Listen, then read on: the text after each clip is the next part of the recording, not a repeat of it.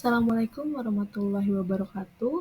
Halo semuanya, perkenalkan saya Diani Amerita Prastiwi dari S1 Accounting BINUS Online. Pada kesempatan kali ini, saya akan membahas tentang four types of scale in research, yaitu nominal, ordinal, interval, dan rasio. Kita akan membahasnya dengan studi kasus survei transportasi di Dinas Perhubungan. Studi kasusnya yaitu Dinas Perhubungan Kota Metropolitan melakukan survei untuk mengetahui preferensi transportasi masyarakat.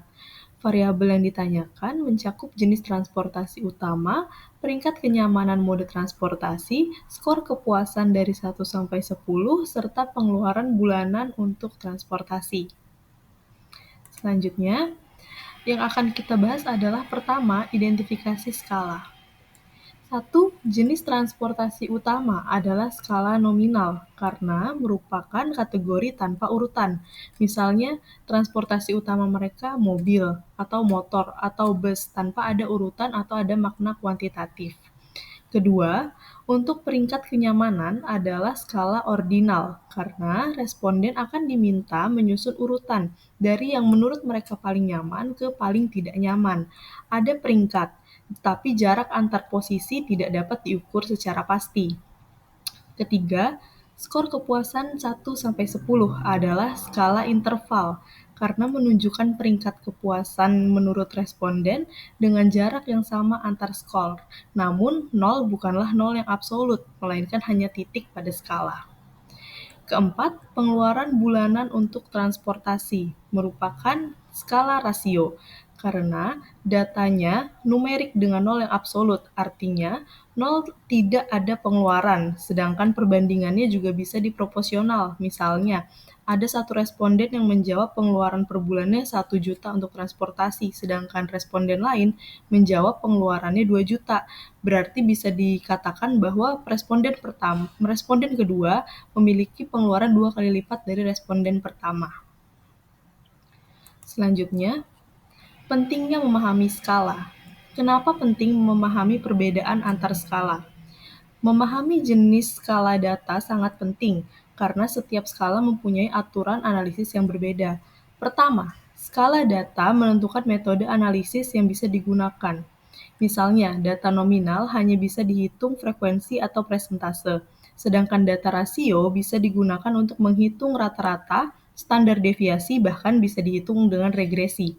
Kedua, pemilihan skala berpengaruh pada validitas teknis yang statistik. Jika peneliti salah mengklasifikasikan skala, uji statistik yang digunakan tidak sesuai dengan yang seharusnya mereka gunakan, sehingga hasil penelitian bisa tidak valid. Ketiga, dengan memahami skala, kita bisa menghindari kesalahan interpretasi. Misalnya, jika data ordinal diperlakukan seolah-olah data ini adalah interval, maka kesimpulan tentang rata-rata ini menyesatkan dan tidak bisa ditarik menjadi kesimpulan. Selanjutnya, implikasi kesalahan klasifikasi. Kesalahan klasifikasi skala akan berakibat pada penggunaan uji statistik yang salah juga. Contohnya begini. Jika data ordinal diperlakukan sebagai data yang interval, maka analisis rata-rata bisa menyesatkan karena jarak antar peringkat belum tentu sama.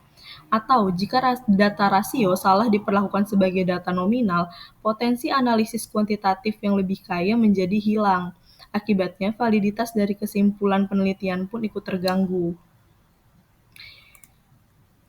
Selanjutnya, dampak dari validitas dan interpretasi. Pemilihan skala pengukuran yang tepat akan meningkatkan validitas ketepatan statistik. Dalam penelitian kuantitatif bisnis dan manajemen, kesalahan pada penggunaan skala bisa membuat strategi bisnis atau kebijakan yang diambil oleh manajemen menjadi tidak akurat.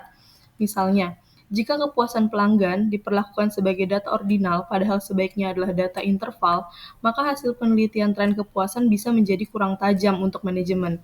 Oleh karena itu, skala yang benar akan memastikan interpretasi hasil yang sesuai dengan kenyataan dan tentu saja akan mendukung pengambilan keputusan yang tepat oleh manajemen.